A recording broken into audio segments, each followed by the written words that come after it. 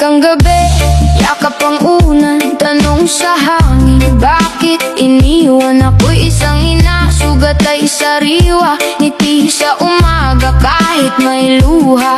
Sa salamin ako'y napapatingin, pagod na mukha, pilit kinukuble. Pero sa puso ko apoy di namamatay para sa anak ko. Ako'y lalaban, pagod man ako, di ako titigil sa bawat laban.